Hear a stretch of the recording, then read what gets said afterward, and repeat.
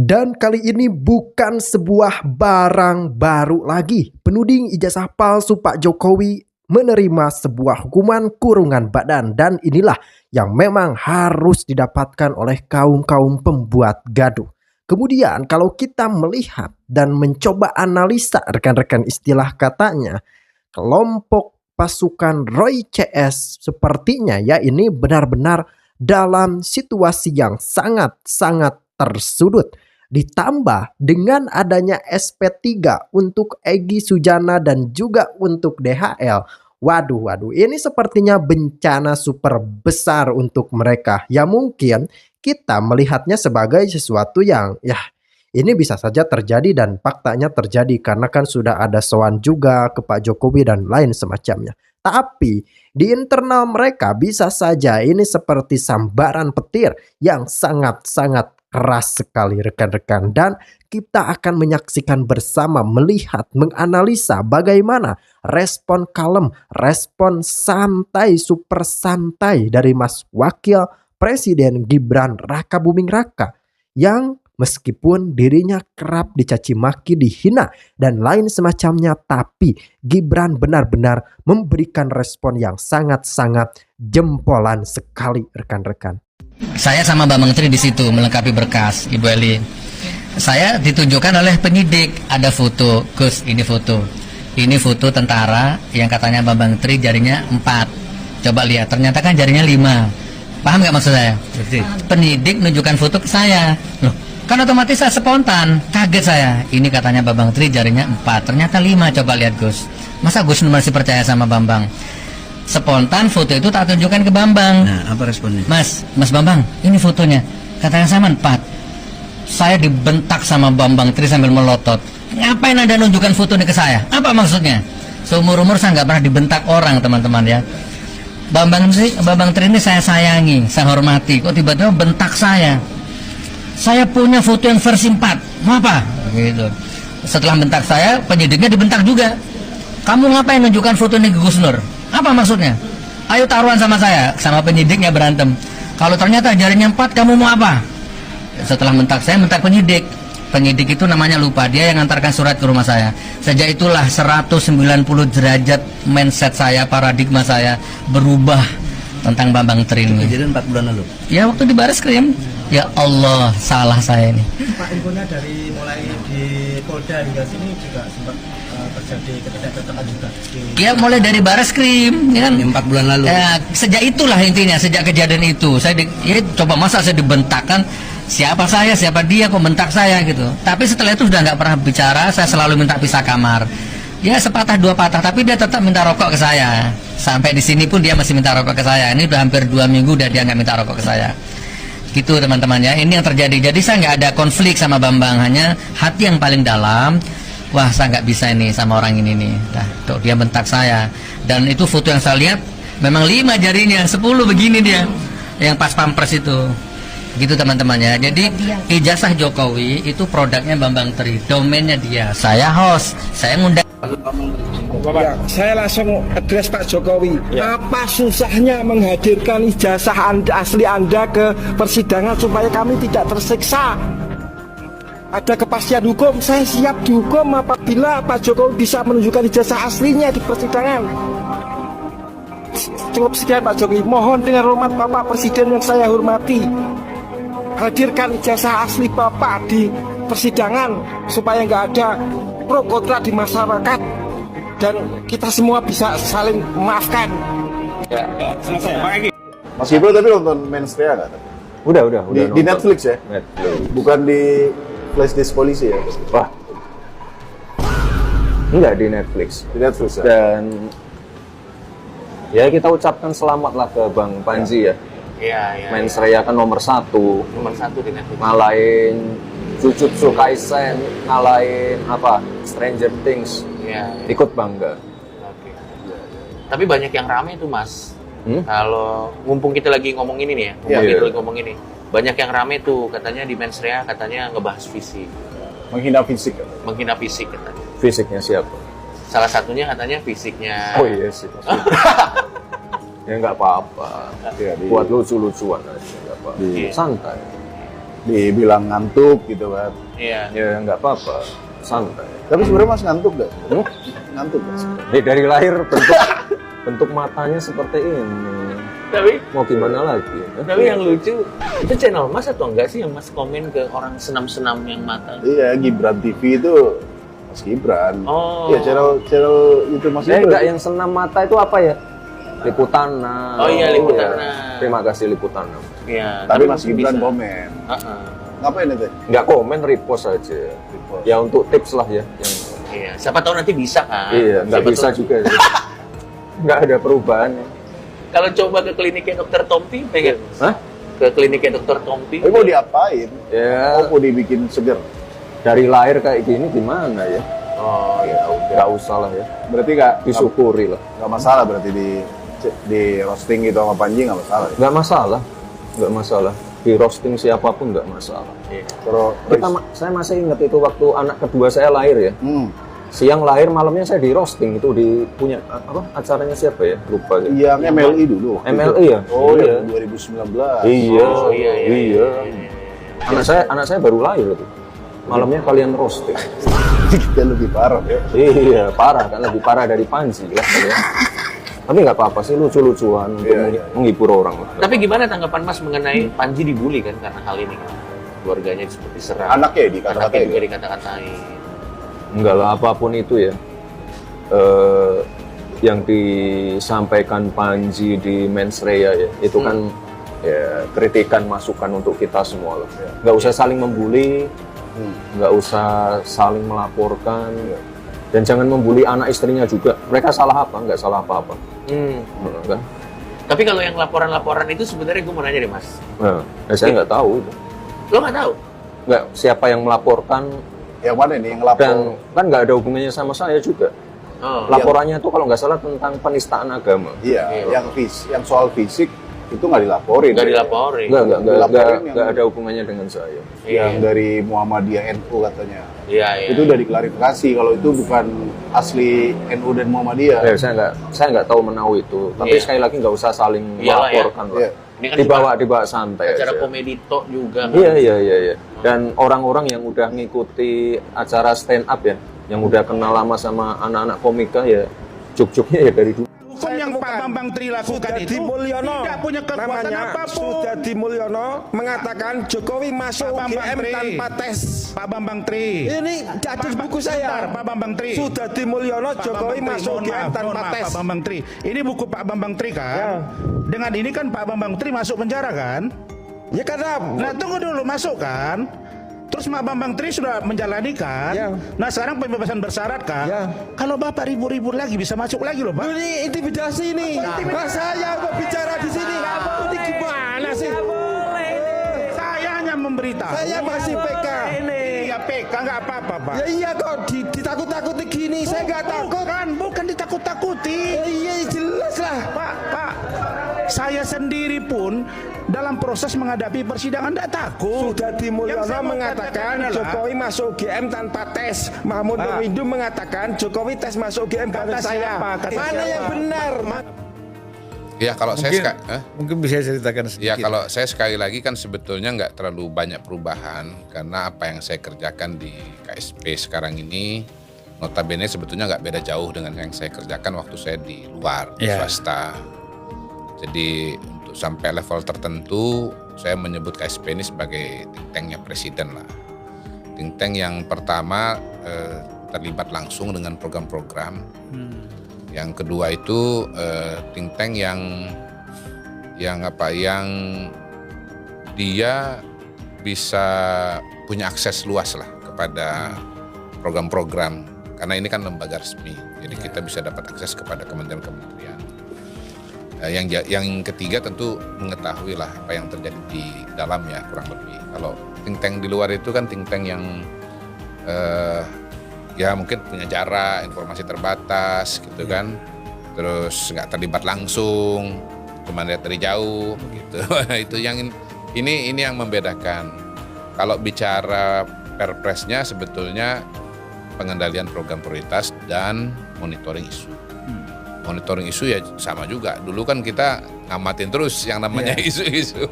Tiap hari pantau baik dari media maupun dari orang-orang. Dan kalau di KSP itu karena banyak yang mau ngomong, biasanya tiap hari ada aja Bang tamu-tamu itu. Beberapa pertemuan setiap hari ada dari kelompok ini, kelompok itu, dari kepala daerah. Ya kita dengarkan, masukan, saran, keluhan dari mereka. Kalau KSP harus, kepala KSP itu harus nggak pakai kepala lagi lah KSP ya. Kastap jadi Pak, Kepala istilahnya kastap. Kepala staf presiden. Karena kalau KSP itu sebetulnya kepanjangannya kan kantor staf presiden. Jadi kepalanya itu kalau mau singkat kepala staf atau kastaf. Ya, kastaf presiden. Sidang kabinet harus ikut ya. Sidang kabinet tergantung, kalau sidang kabinet paripurna pasti harus hadir, semua hadir. Tapi kalau sidang kabinet terbatas tergantung ada undangan atau tidak. Gitu. Iya. Kalau rapat kabinet terbatas kan biasanya topikal ya, topik-topik tertentu. Nah, yang terlibat langsung itu terbatas, gitu Bang. Ya, pasti sekitar program-program presiden, perjalanan presiden, statement presiden itu semua dibahas ya. Terutama begini sebetulnya, presiden kan sudah punya program-program prioritas. Kita monitoring perkembangan di lapangan. Pantas kemarin ke Aceh ya. Iya, terakhir ke Aceh. Kan Kalimantan. Betul. Jadi kalau serial perjalanan kemarin itu berawal dari Banjarbaru, Kalimantan Selatan. Itu ada acara peresmian 166 sekolah rakyat transisi. Sekolah rakyat transisi itu ada sekolah rakyat sementara, tetapi kegiatannya sudah penuh. Di situ Presiden menyaksikan penampilan dari anak-anak sekolah rakyat dan memang itu luar biasa. Ini kan anak-anak yang sebetulnya latar belakangnya kan dari keluarga yang sangat tidak mampu. Saking nggak mampunya, jangankan sekolah, makan aja susah. Banyak tuh yang makan itu dulu itu sehari cuma sekali. Nah sekarang mereka sudah di sekolah rakyat, sekolah rakyat transisi, mereka makan sehari 3 kali, akan dapat snack, lalu kemudian mereka dapat tempat tinggal, tempat tidur yang layak, lalu mereka udah nggak pusing lagi dengan biaya sekolah, seragam, sepatu, bahkan laptop. VD semua ya. Semuanya diberikan oleh pemerintah dan pendidikan yang diberikan itu betul-betul optimal. Nah ini betul-betul telah mentransformasi anak-anak kita ini Bang. Kita bisa lihat mereka jadi cerah, sehat, penampilannya luar biasa, acara baris berbaris, ada operet, ada menyanyi, keren-keren Bang. Jadi saya lihat Presiden memang sangat senang, tersentuh karena memang apa yang beliau bayangkan tentang anak-anak ini yang penuh keterbatasan itu memang apa Bang? Memang lagi hujan ini, lagi mendung di luar. Alergi. Sambil saya cerita. Ya. Ya jadi betul-betul apa yang Presiden bayangkan itu ketika melihat Naila ya. Naila itu adalah seorang anak di Makassar yang datang dari keluarga yang sangat terbatas, sangat sederhana. Itu keluarganya pendapatan 1 juta sebulan, 1,5 sebulan. Iya sebulan. Anggota keluarganya ada 4, ada 5. Jadi memang berat sekali kondisinya. Nah ada Naila ya, ada beberapa anak-anak yang lain yang jadi contoh di situ. Jadi betul-betul penampilannya sangat-sangat bagus. Dan saya dikirimin oleh Pak Sekjen Kemensos hasil-hasil tes anak-anak ini itu di atas rata-rata nasional. Jadi memang saya bertanya dengan Pak Sekjen, kok bisa nih anak-anak yang maaf ya, mungkin selama ini kurang gitu ya fasilitas, bahkan kurang gizi, tapi bisa nilainya tinggi-tinggi semua itu nilainya. Rata-rata lah 80 skala 100. Ya karena pendampingan yang intensif dan pendidikan yang intensif. Jadi memang anak-anak kita ini seperti teori Presiden itu, kalau kita berikan gizi yang bagus, berikan fasilitas yang oke, lalu kemudian pengajaran yang baik, itu memang langsung meningkat ininya, grade-nya itu meningkat. Gitu. Jadi saya kira teori Presiden itu memang terrealisasi. Nah ini kan sekolah ibarat mesin dikasih turbo ya. Ya Bang, jadi ini kan sekolah rakyat transisi. Kedepannya akan ada sekolah rakyat permanen.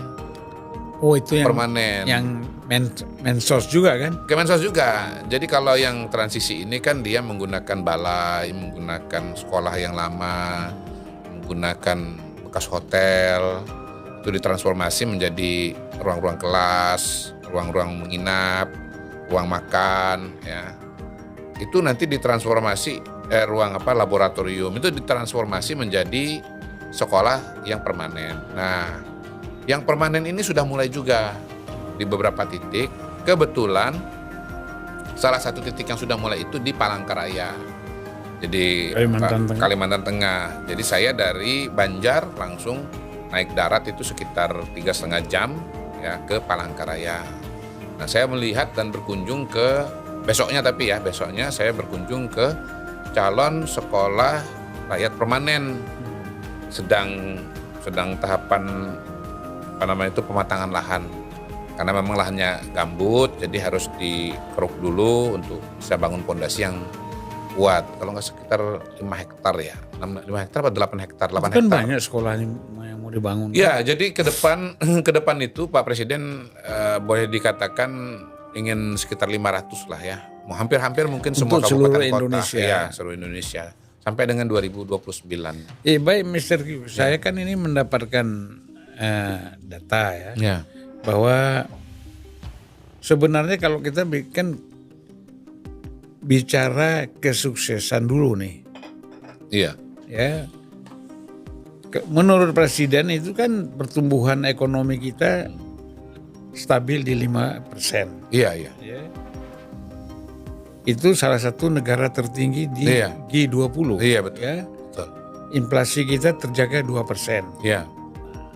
Lalu banyak lagi nih, indeks harga saham kita tembus 8.000. Iya, bahkan udah 9.000 Bang. Terakhir sudah tembus 9.000. Sempat tembus 9.000. Tertinggi sepanjang sejarah. Iya, betul. Ya. Angka kemiskinan turun 8,47%. Iya. Jadi banyak sebenarnya kalau dibaca tebal sekali ini. Iya. Kesuksesan Iya. yang sudah dilakukan oleh Presiden. Tapi kan sekarang begini, orang tetap melakukan kritik ya terhadap program-program Presiden, khususnya soal MBG, masalah-masalah penanganan bencana, macam-macam lah. Itu hak orang untuk melakukan kritik kan.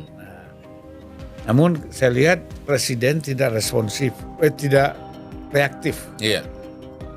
Responsif ada, tapi tidak reaktif dalam menanggapi apakah suka tidak suka, kemudian kritik, koreksi. Ya dia mungkin lebih banyak ke dalam. Bagaimana pandangan Mr. Q? Iya, yang dikerjakan oleh Bapak Presiden udah banyak sekali ya, Bang ya. Kalau kriteria sukses bahwa kita sudah mewujudkan janji-janji kampanye, begitu kata Presiden. Apa yang kita janjikan pada masa kampanye sudah kita mulai, seperti makan bergizi gratis, cek kesehatan gratis, sekolah rakyat, itu memang sudah betul-betul terlaksana pada tahun pertama. Bahkan beberapa janji itu sudah tembus pada tahun pertama, nggak perlu nunggu 3 tahun 4 tahun, yaitu swasembada beras. Jadi kalau bicara beras, kita kebutuhan sekitar 30 juta, tahun per tahun kita akan tembus 34 juta. Jadi kita punya capaian yang tertinggi dalam sejarah Republik Indonesia. Malah katanya negara tetangga ada yang mau beli beras kita ya? Iya, bukan cuma sekedar beli beras. Karena kita nggak impor lagi, harga beras dunia turun, Bang. Oh. karena salah satu importir terbesar itu selama ini adalah kita gitu. Karena kita nggak impor, akhirnya harga turun. Harga turun. Jadi banyak negara-negara lain itu terima kasih sama Indonesia karena telah swasembada pangan. Akibatnya kalau mereka perlu beras, mereka itu harganya udah murah sekarang. Itu kelihatan tuh harga beras di pasar internasional. Jadi yang nomor satu adalah bahwa janji-janji kampanye telah dilaksanakan. Kalau istilah Presiden itu sabdo pandito ratu. Jadi kalau selama ini orang memaknai sabdo pandito ratu itu apa yang dikatakan raja itu atau pemimpin itu harus terlaksana, Kalau Pak Presiden tuh lain lagi. Beliau menerjemahkan Sabdo Pandito Ratu itu menjadi pemimpin kalau berjanji harus dilaksanakan gitu. Janji-janji kampanye harus dilaksanakan. Jadi kalau bicara pondasinya sangat kuat dengan capaian yang juga kuat. Misalnya MBG target 83 juta, terakhir itu ini angka terus dinamis ya, Bang ya. Udah angka 55-56 juta penerima ya. Cek kesehatan gratis dari 285 juta sudah sekitar 70 juta. Itu semua kan angka-angka yang amazing ya. Kapan tuh ada cek kesehatan gratis yang seluruh masyarakat, seluruh penduduknya mendapatkan hak itu kan nggak ada selama ini. Itu Amerika pun juga iri pak. Yeah. Tapi baru 70 juta. Cuman kalau dibandingkan dengan capaian yang selama ini ya 70 juta dalam waktu 1 tahun udah luar biasa. Masih jauh dari 285 juta, tetapi 70 juta sangat tinggi. Ya kan menengah ke atas nggak perlu dikasih gratis. Kan? Tapi berhak Bang. Kalau mau pakai itu juga boleh juga. Mana mau mereka berobatnya ke luar negeri kok. Ini kan cuma cek kesehatan gratis. Cek aja, cek yang pokok-pokok seperti tekanan darah, gigi, penglihatan, ya hal-hal yang tekanan darah gitu ya, hal yang bisa menjadi indikator awal lah untuk beberapa penyakit yang mengantisipasi Mr. Q mau bilang itu pencegahan stroke dan nggak enak sama saya ya. Itu kan darah, kolesterol itu kan berkaitan dengan stroke gitu. Stroke, iya. Jadi ya kalau beberapa penyakit itu kan kalau sudah ada indikasi di awal itu bisa dicegah gitu, baik dengan lifestyle maupun dengan pengobatan supaya jangan parah ya. Iya. Misalnya kalau kita bicara penyakit gula atau diabetes. Ya, diabetes itu kan tidak muncul dalam 1 malam, 2 malam gitu. Dia kelihatan dari gula darahnya. Kemudian kalau gula darah ini atau diabetes ini terlalu tinggi kan nanti akibatnya kan bisa gagal ginjal. Iya, kemana-mana tuh. Bisa nanti cuci darah, kan begitu kan? Iya. Nah jadi jangan sampai ke cuci darah gitu loh Bang, jangan sampai gagal ginjal. Makanya kemudian sudah dilakukan medical check up dari awal. Jadi banyak yang sudah dikerjakan. Bahwasannya ada kritik di sana sini ya, saya mengutip Presiden lagi ya, kata Presiden, ya kritik itu adalah obat. Gitu. Justru mengingatkan, justru membantu bagaimana agar program-program ini bisa berjalan dengan lebih baik. Gitu. Jadi kritik itu fine. Kritik biasa, tapi asal jangan kebencian. Iya, betul. Ya baik kritik lewat tulisan, lewat medsos, lewat media, lewat stand up komedi ya. Namanya boleh juga mensrea boleh kan gitu ya. Tapi kalau Presiden sebetulnya kan bona fides. Bona fides itu kalau terjemahannya niat baik. Kalau mensrea kan niat jahat. Saya pikir ada nama petinju namanya bona fides. Ada Bang. Ya kan? Itu kan bahasa Latin. Bahasa Latin Bang. Mensrea itu kan bahasa Latin. Jadi saya cari padanannya kira-kira apa ya mensrea ini. Bona fides. Kalau nonton mensrea di Netflix itu kan Panji kan itu kan menggambarkan praktek-praktek atau problem-problem yang ada.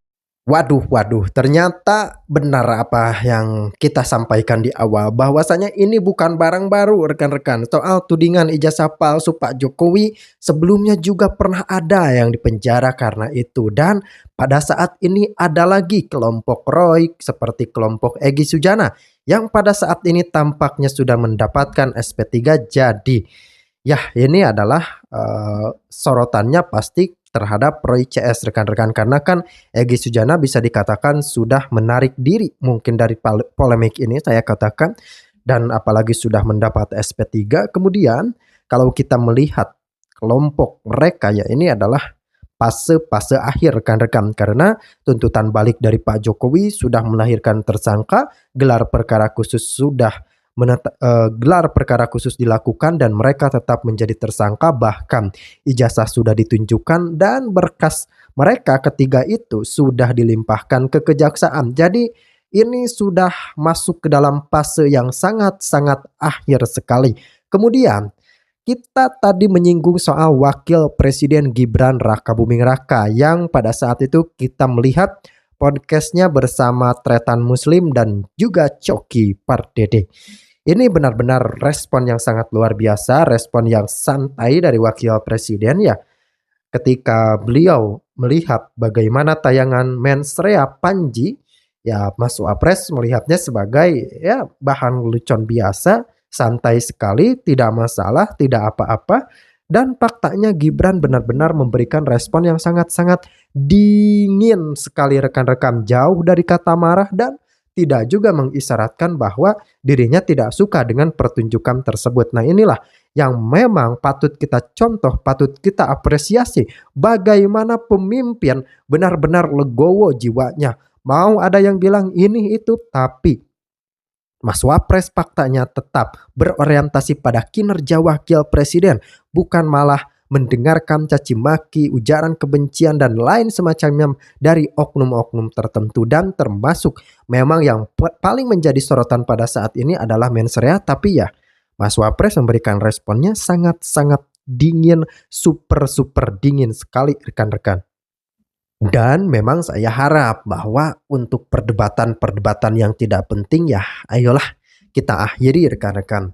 Jangan mau kita memperdebatkan sesuatu yang sebenarnya tidak relevan untuk diperdebatkan. Tapi ini adalah memang negara demokrasi, siapapun berhak berbicara. Dan memang seperti topik Mensrea itu sangat menarik untuk jadi pembahasan pada saat ini. Kemudian perdebatan soal isu ijazah apalagi rekan-rekan. Tapi yang jelas kita sudah mengetahui bersama ijazah Pak Jokowi sudah terbukti asli, bahkan sudah ditunjukkan pula. Dan kesimpulannya Wapres Gibran Raka Buming Raka sama sekali tidak keberatan atas materi Mensrea Panji. Tapi rekan-rekan, kenapa kok sampai ada pihak yang melaporkan? Nah itu yang melaporkan bukan dari pihak Wakil Presiden Gibran Raka Buming Raka. Mungkin itu datang dari pihak-pihak terkait yang memang disinggung dalam materi komedi tersebut.